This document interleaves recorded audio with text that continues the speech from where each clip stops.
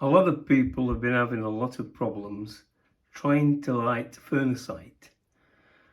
Well, I'm going to show you a tried and tested way of building a fire so that Phurnacite actually catches light. Can be difficult. Do it this way, trust me, and it will always catch. This is an Aspect 5. It's a log burner, but it's got a multi-fuel kit built inside of it. You can take it in, take it out. I'm also going to show you how to save a bit of money on your kindling. Break up your kindling so it's really small, like this. Smaller bits. Break them up with the axe. You'll save your money and you'll spread it a lot further. Going to start off with just one firelighter, that's all, just the one. Now, normally a lot of people should put a load of kindling on it and that's it. Well, I don't do that. I create a base like this. These are cut bits of hardwood, all right? And you build it so that,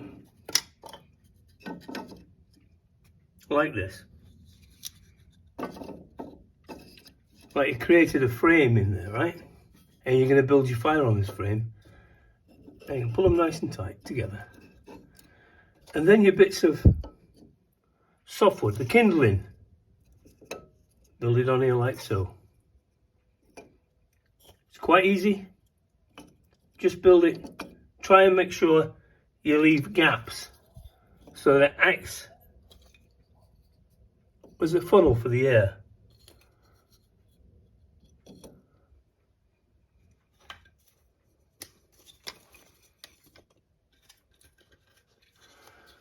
I'm going to put another bit of hardwood back there like that. That's cut hardwood at the back. Nice and neat. Going to put another bit at the front. Just move your fire around so you can get something in there like that. So you're building the fire. Alright. Going to put a bit more kindling on here like so. The only thing you've got to make sure is that you can get a match in there to light it. Alright? You can see it underneath there like that. Waiting to be lit. Then you're going to put a bit more very thinly cut hardwood and place it carefully on top like so. And then another bit of the old softwood in the middle like that. Now, that's your fire built. What you're going to do now is light it.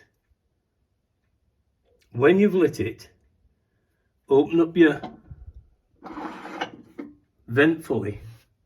Don't close the door fully.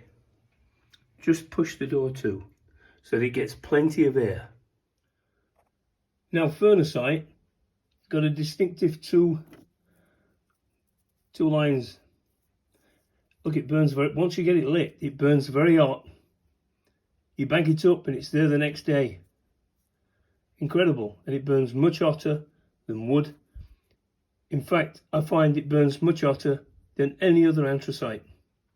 And certainly much hotter than normal coal. Now, before I actually light it, I'm going to put some Phurnacite around the sides. You're not hampering the fire, this is not lit it. Just around the sides, because it saves you doing this then when the fire's lit. They will hopefully catch quite rapidly when you build a fire. Also, contrary to what a lot of people say, is, oh, get the fire going really quick first and get it really hot before you put Phurnacite on. I disagree.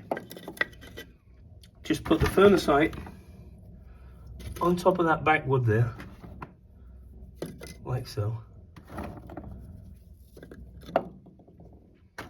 Don't worry if they fall off the bike, just keep going. So you've actually built the fire. You've got some Phurnacite in there. Down there on there, look. Just cover that bit of wood. Not too much here. Right. So what you're actually doing is trying to get the Phurnacite warm and hot so that it catches without having to throw it onto a fire and risk putting it out. If you throw a lot of Phurnacite on just to the wood, it can actually be counterproductive. So you just put the Phurnacite around it. You're not actually affecting this bit at all. See me putting the Phurnacite in these little spare bits here. And that's it really. So we started to put the Phurnacite in and we haven't lit yet. So now we're going to light it and I'll show you how it progresses so that you get a beautiful, beautiful Phurnacite with a lot of heat. Now let's light it.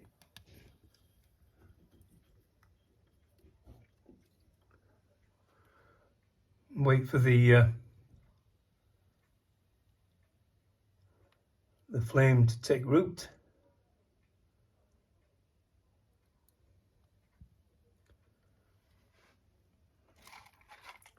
The reason for some of the little bits of hardwood around, like I've shown, are the hardwood burns slower, so giving more chance of the Phurnacite to take hold.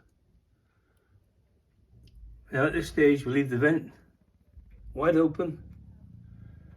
We do not close the door, we just leave it ajar. That stops any excess smoking all over the glass. Now that will catch hold. When it's caught hold properly, we'll come back and have a look. Now you can see that the flames took hold. We've got the chimney effect, and we're going to put just slithers of hardwood just above some of the Phurnacite at the sides. That will trap the heat in, a little tiny bit, just very, very thin, yeah, like so. That will catch, and there will be Phurnacite, as you can see, underneath. And just the same again on that side. Now at this stage we're about, what, not very long into the burn. We need to just build the Phurnacite a little bit more. Make sure you've got good gloves on. You can put the hands in the flames, it won't hurt you. Build the Phurnacite now.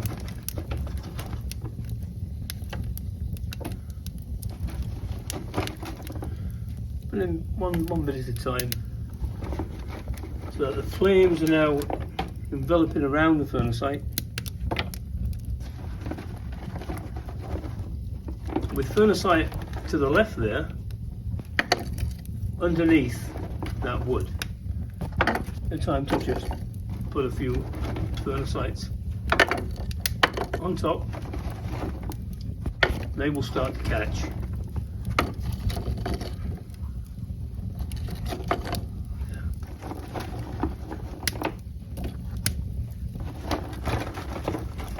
So you're gradually just building the Phurnacite, and the Phurnacite will take over, and you won't need any more wood pretty soon.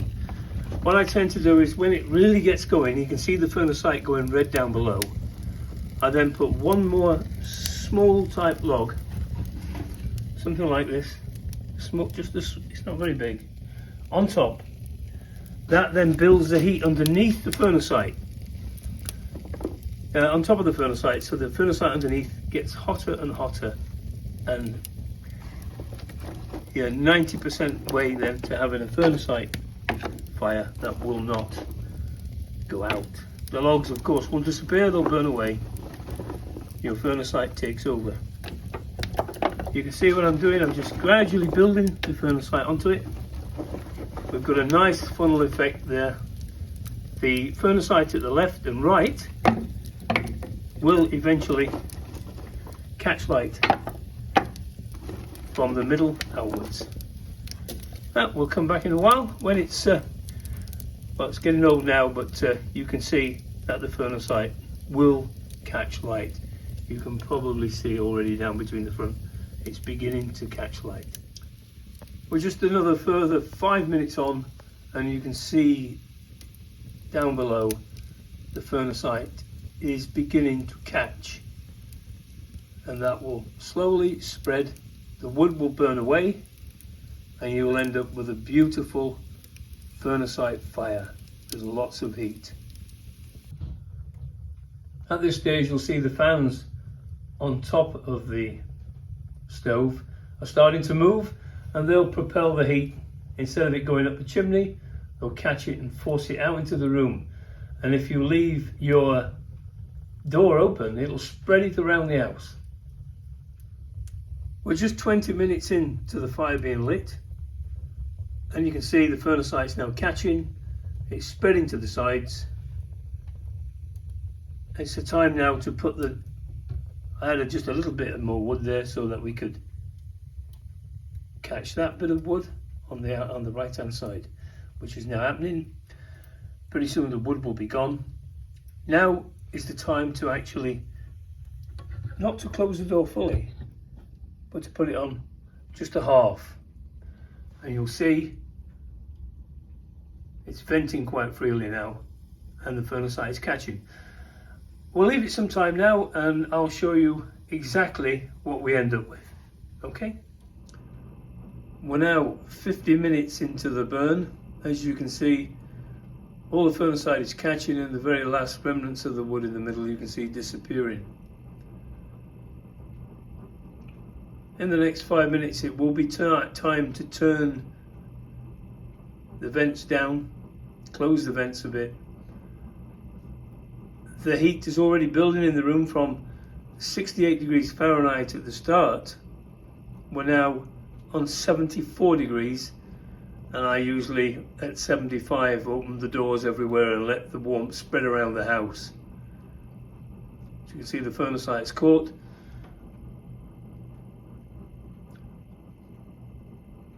I will show you what it looks like finally on the next clip.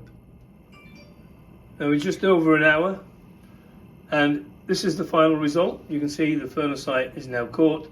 The only thing we need to do later tonight is just put more Phurnacite on. Time to close the vents down.